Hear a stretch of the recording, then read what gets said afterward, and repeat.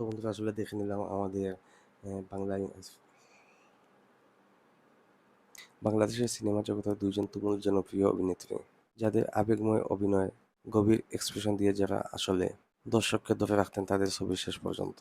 তাদের একজন হলেন প্রিয়দর্শিনী মৌসুমী আর অন্যজন হলেন শিশির স্নাতনায়িকা শাবনূর।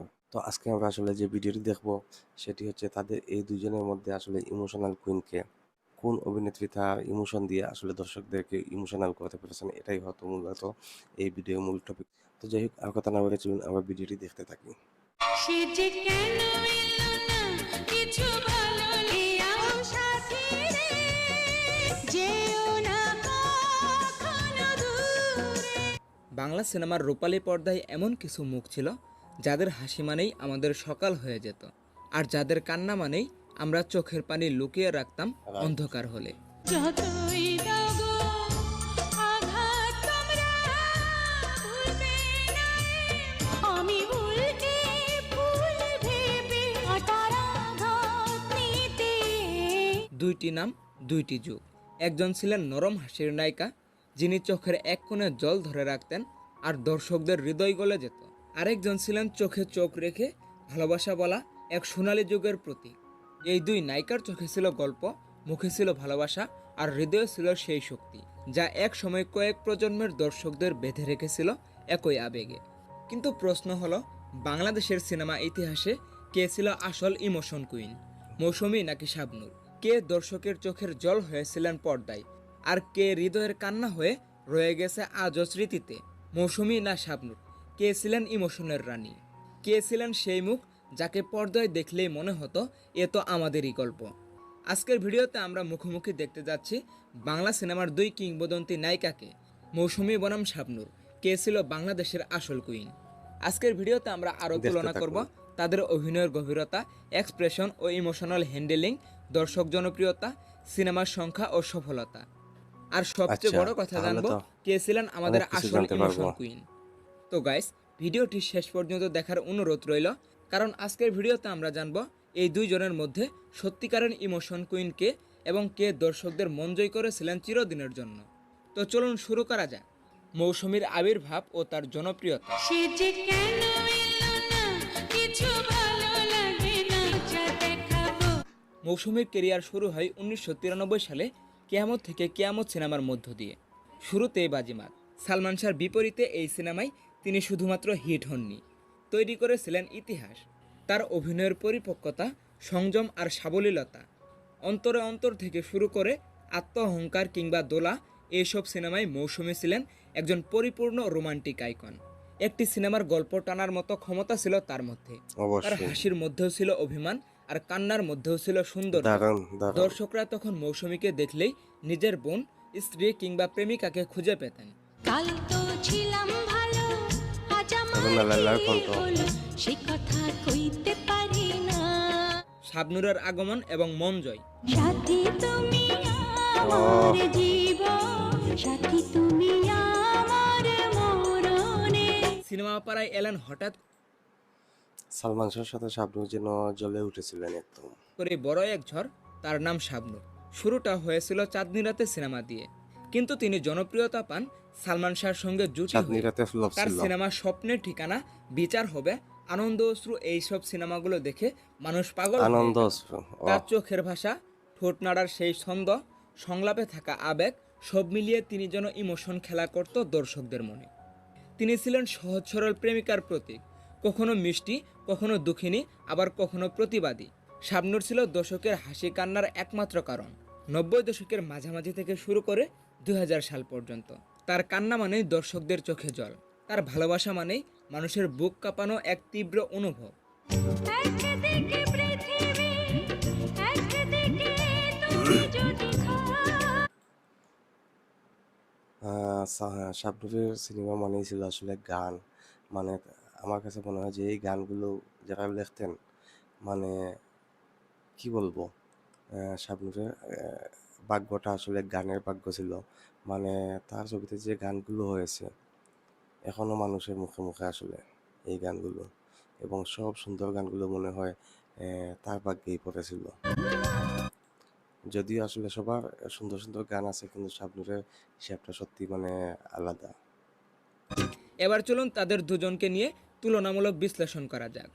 অভিনয়ের গভীরতা। মৌসুমীর অভিনয়ে ছিল অনেক বেশি পরিমিত এবং শাবনূরের অভিনয় ছিল আবেগতাড়িত এবং হৃদয় ছুঁয়ে যাওয়া টাইপের।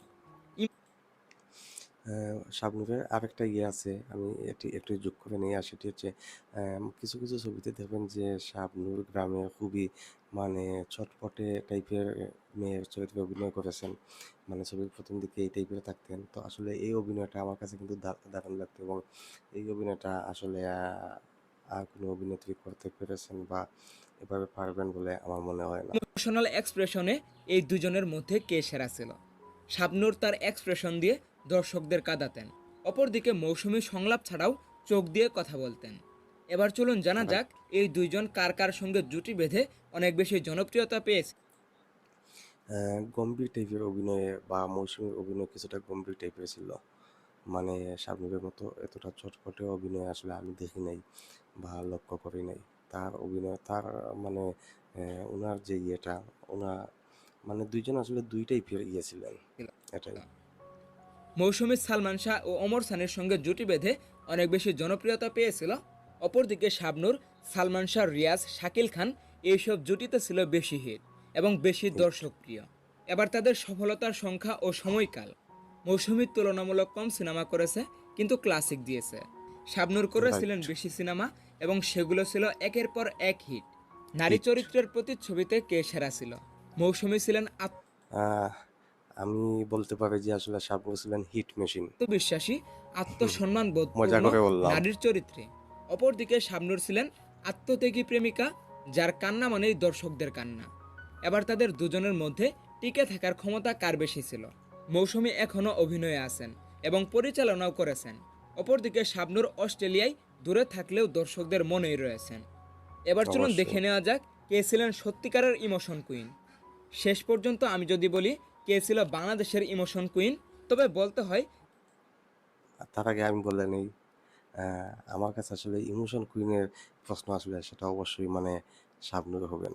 যদি আসলে সত্যি কথা বলতে আমি এখনো ভিডিওটি দেখি নাই, ভিডিওতে উনি কী রেজাল্ট দিবেন আমি জানি না, তবে ইমোশন কুইনের প্রশ্ন আসলে অবশ্যই আমি বলবো যে ইমোশন কুইন হচ্ছেন শাবনূর। শাবনূর এই জায়গাটায় খানিকটা এগিয়ে রয়েছেন, কারণ তিনি শুধু সিনেমায় কাঁদতেন না, তিনি মানুষের মনের ভাষা হয়ে উঠতেন। তবে মৌসুমী ছিল নিঃসন্দেহে ক্লাসিক, পরিমিত, ভারসাম্যপূর্ণ অভিনয়ের রোল মডেল। এই দুইজনই ছিলেন অবশ্যই। আমাদের তারকা। তবে আবেগের জায়গায় শাবনূরের কান্না, সেই ভাইয়া বলা সংলাপ আজও ইউটিউবে খুঁজে দর্শকরা। এটাই তার জাদু। তো আপনার কাছে কে সেরা, মৌসুমীর পরিপক্ক অভিনয় নাকি শাবনূরের আবেগ ভাসানো এক্সপ্রেশন? তো আপনার পছন্দের নায়িকাকে আমার কাছে অবশ্যই কমেন্ট দুজনই বক্সে সেরা। জানাতে ভুলবেন না। তো গাইস, আজ এই পর্যন্তই। দেখা হবে নতুন কোনো ভিডিওতে। টেক কেয়ার, আল্লাহ হাফেজ। যতই দাও গো আঘাত তোমরা ভুলবে না প্রজাপতি উড়ে গিয়ে বলে না আমি নই তার হাতের। তো বন্ধুরা, মৌসুমী এবং শাবনূরকে নিয়ে তুলনামূলক ভিডিওটি দেখে নিলাম, এবং ভিডিওতেই আসলে আমি আমার মতামত জানিয়ে দিয়েছি। আর সেটি হচ্ছে যে যদি ইমোশনাল কুইনের প্রশ্ন আসে এবং বলা হয় যে আসলে ইমোশনাল কুইনকে, তাহলে আমার যে মত সেটি হচ্ছে গিয়ে অবশ্যই শাবনূর হচ্ছেন গিয়ে ইমোশনাল কুইন। আসলে মানে মৌসুমী ওনার আসলে অবশ্যই অভিনয় দক্ষতা এবং অনেক বড় মাপের অভিনেত্রী তিনি নিঃসন্দেহে। তার অভিনয় প্যাটার্নটা এক ধরনের, আর শাবনূরেরটা হচ্ছে অন্য ধরনের। আসলে আমি যদি এখানে আসলে একটু যদি আমি উদাহরণ দিই, তাহলে মানে যারা আনন্দ ছবিটি দেখেছেন তারা আসলে মানে বুঝতে পারবেন যে আসলে শাবনূর ইমোশনাল অভিনয়ে আসলে তিনি কী পরিমাণ মানে দক্ষ একজন অভিনেত্রী ছিলেন। তাছাড়া মানে মৌসুমীর একটি ছবির কথা আমি বলতে চাই, সেটি হচ্ছে উম এই টাইপেরই আসলে মানে এই টাইপের না, অ্যাকশন একটি ছবিতে তিনি আসলে দারুণ অভিনয় করেছিলেন, সেটি হচ্ছে গিয়ে কষ্ট, মান্নার সাথে কষ্ট ছবিতে তিনি দারুণ অভিনয় করেছিলেন। সেখানেও আসলে তার অভিনয় দেখে আসলে অনেক কষ্ট লাগতো। মান্নার সাথে তিনি যে অভিনয় করেছেন, তার অভিনয় দেখে কিন্তু কষ্ট লাগতো, এবং আসলে এটাকে অভিনয় মনে হতো না, বাস্তব মনে হতো। আরেকটি ছবি আছে যে সুখের ঘরে দুঃখের আগুন, সেই ছবিটিও দেখেছিলাম, সেখানেও আসলে তিনি দারুণ মানে অভিনয় করেছিলেন। এইভাবে মানে স্যাড অভিনয় যেগুলো আছে করেছিলেন। মানে দুজনই কিন্তু আসলে দুজনের জায়গা থেকে আসলে খুবই গুণী অভিনেত্রী। তবে শাবনূর আমি বলব যে এই দিকটাতে তিনি আসলেই এগিয়ে আছেন, যেটি ভিডিওতে বলা হয়েছে। তো যাই হোক, আসলে আমি আমার মতামতটি বলেছি। এক্ষেত্রে আপনাদেরও মতামত থাকতে পারে। তো আপনাদের যদি কোনো মতামত থাকে সেটি অবশ্যই কমেন্টের মাধ্যমে জানিয়ে দিবেন। আর আসলে ভিডিও একদম শেষ প্রান্তে চলে এসেছি।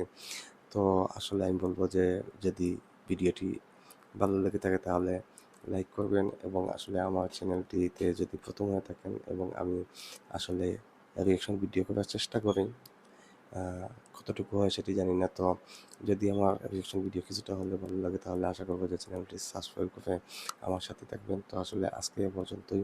সবাই ভালো থাকবেন, সুস্থ থাকবেন। আল্লাহ হাফিজ।